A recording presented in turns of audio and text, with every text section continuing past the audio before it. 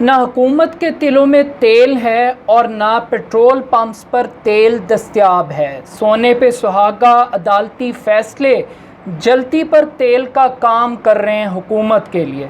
इमरान खान के लिए इस वक्त सबसे बड़ा चैलेंज अदालत की जानिब से माफियाज की सरपरस्ती बन चुका है।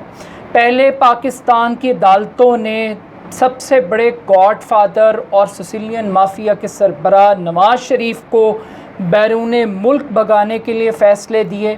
उसके बाद 6 माह की तगदों के बाद जब इमरान खान ने चीनी माफिया के गिर्द घेरा तंग किया तो पाकिस्तान की अदलिया ने चीनी माफिया के हक़ में स्टे ऑर्डर जारी कर दिया, हुक्म इम्तनाई जारी कर दिया और हुकूमत को चीनी माफिया के ख़िलाफ़ कार्रवाई करने से रोक दिया। अब जब माफियाज़ की इतनी चांदी हो तो फिर ऑयल मार्केटिंग कंपनीज़ कैसे पीछे रह सकती हैं। मौजूदा पेट्रोलियम बहरान पर हुकूमत ने तहकीकात की। तहकीकात के बाद कल इमरान खान की जानिब से 9 ऑयल मार्केटिंग कंपनियों को तेल बहरान का ज़िम्मेदार करार दिया गया है। इन ज़िम्मेदारों के ख़िलाफ़ गिरफ़्तार करने, कंपनियों का लाइसेंस मनसूख करने, मुअत्तल करने के हुक्म भी इमरान खान ने सादर फरमाए हैं।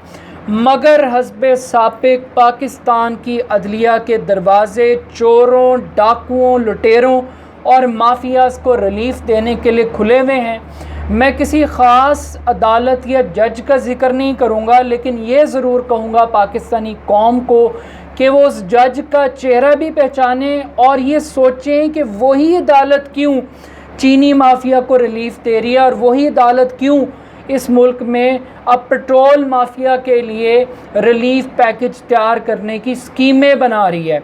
अब इमरान खान साहब की रिट को, इमरान खान साहब की गवर्नेंस को सबसे बड़ा चैलेंज इन अदालती फ़ैसलों से है, क्योंकि ऑयल मार्केटिंग कंपनीज़ अब अदालत में जा चुकी हैं हुकूमत की इस कार्रवाई के ख़िलाफ़। तो आने वाले दिनों में कोई बैत नहीं है कि इमरान खान साहब की तमाम तर अच्छी नीयत के बावजूद वो इस माफिया का कुछ नहीं बिगाड़ सकते। तो इस मुल्क के अंदर अब जुडिशल सिस्टम को चेंज करना सबसे ज़्यादा इम्पॉर्टेंट होगा इमरान खान साहब के लिए, और आने वाले दिनों में शायद ये जुडिशल सिस्टम और ये हुकूमत आपस में तसादुम की जानिब बढ़ेंगे और टकराएंगे। मगर मैं आपको थोड़े से ऑयल मार्केटिंग के हवाले से, पेट्रोलियम मैकेनिज़्म के हवाले से कुछ स्टैट्स आपके साथ शेयर करता चलूँ ताकि आपको थोड़ी बहुत इन्फॉर्मेशन मिले कि ये मैकेनिज़्म क्या है, किस तरीके से काम होता है। तो पाकिस्तान के अंदर 2 करोड़ टन पेट्रोलियम मसनूआत इस्तेमाल की जाती हैं। इस 2 करोड़ टन में से 1.5 करोड़ टन पेट्रोलियम मसनूआत पेट्रोल और डीज़ल के तौर पे इस्तेमाल की जाती हैं। 75% पाकिस्तान में पेट्रोल ट्रांसपोर्ट में इस्तेमाल होता है, 1% ज़राअत में, 7% सनतों में और 14% बिजली तैयार करने के लिए इस्तेमाल होता है। 78 लाख टन हम बैरून मुल्क से इंपोर्ट करते हैं और 68 लाख टन हमारी ऑयल रिफाइनरीज तैयार करती हैं। पाकिस्तान के अंदर 90 के करीब ऑयल मार्केटिंग कंपनीज़ और रिफाइनरीज काम कर रही हैं। और इससे बढ़कर जो ज़्यादा इम्पॉर्टेंट बात यह है कि कानून के मुताबिक 21 दिन का स्टॉक रखना इन ऑयल मार्केटिंग कंपनीज़ के लिए ज़रूरी है। अब ये जो ऑयल मार्केटिंग कंपनीज़ हैं, लॉकडाउन के दौरान चूँकि ट्रांसपोर्ट पे पाबंदी थी, लोग घरों में बंद थे, तो जो खपत थी वो सिर्फ 25% तक रह गई। और 25% तक रहने की वजह से एक तो डिमांड एंड सप्लाई का प्रॉब्लम, कैश फ़्लो ख़त्म हो गया। फिर प्लस ये था कि ऑलरेडी ऑयल मौजूद था। तो जब हुकूमत ने एकदम लॉकडाउन को ईद के करीब उठाया तो फिर डिमांड बहुत ज़्यादा बढ़ गई। अब बढ़ने के बाद होता ये है कि इंटरनेशनल मार्केट के अंदर जब प्राइस बढ़ती है तो बढ़ी हुई प्राइस या कम हुई हुई प्राइस पाकिस्तान के अंदर 1 माह के गैप के बाद उसके ऊपर अमल दरामद होता है। अब आज पाकिस्तान में ऑयल सस्ता है, लेकिन बैरून मुल्क ऑयल तकरीबन 15 रुपये महंगा हो चुका है। ये पॉइंट ऑफ व्यू है ऑयल मार्केटिंग कंपनियों का। वो ये कहते हैं कि अब हम महंगा तेल अगर ख़रीदते हैं तो एक तो पहले ही हमारे पास कैश फ्लो नहीं है, नंबर 2 हम ऑलरेडी महंगा ख़रीद के सस्ता सेल आउट कर रहे हैं, नंबर 3 जब पाबंदी लगाई गई लॉकडाउन की तो 25 मार्च को हुकूमत ने एक नोटिफिकेशन जारी किया जिसमें ऑयल मार्केटिंग कंपनीज़ को जो ऑर्डर्स दिए गए थे इंटरनेशनली ऑयल को इंपोर्ट करने के लिए उनको कैंसिल करने की हिदायत की गई। बाकायदा तौर पे जो जहाज़ वहाँ से रवाना हो चुके थे उनको भी रोक दिया गया, उनको भी बंदरगाह के ऊपर ऑफलोड होने नहीं दिया गया। इससे भी वो ये क्लेम करते हैं कि उनको काफ़ी नुकसान हुआ।